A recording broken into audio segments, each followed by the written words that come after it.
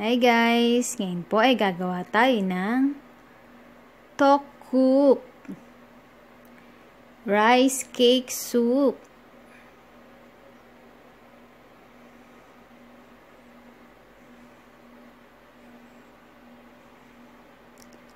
Tara na po, let's cook!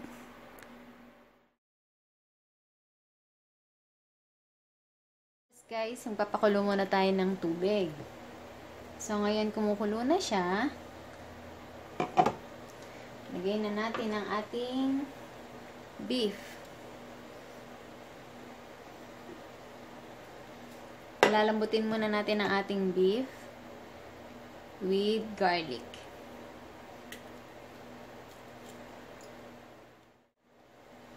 So, palambutin muna natin ang ating beef.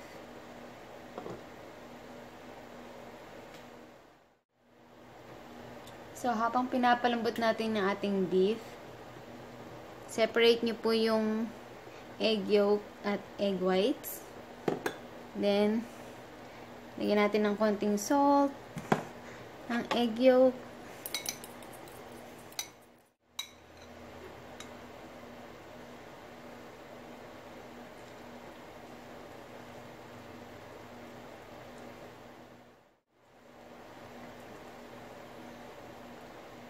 Spread nyo siya guys kasi kailangan natin ang manipis. And then off na natin.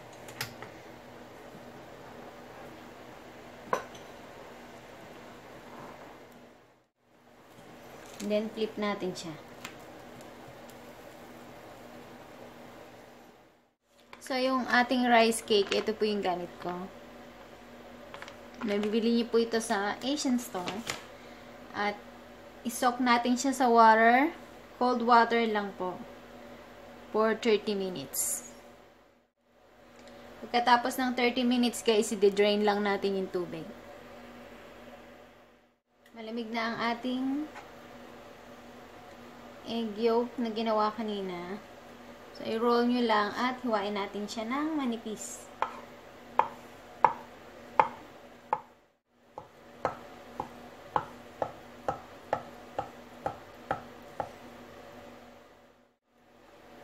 Pwede nyo rin itong gawin sa white. Pero bibigyan ko kayo ng another option. Lambot na ang ating beef. So, i-slice ko lang siya ng maninipis. Rice cake.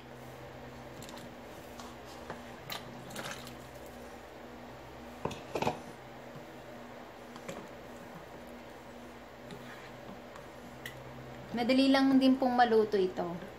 5 to 7 minutes, luto na ang ating tteokguk.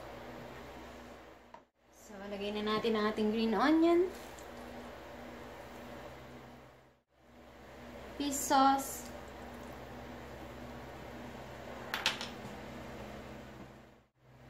Ating black pepper.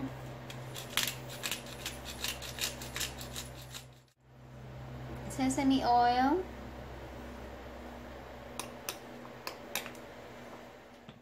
Hintayin lang natin lumambot ang ating tteokguk.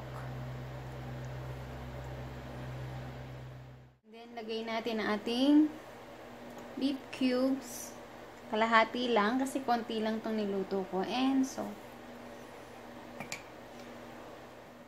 siyang i-mix ng 1 egg. And then, lagay lang natin dito. Huwag nyo siyang haluin. Pwede na nating haluin.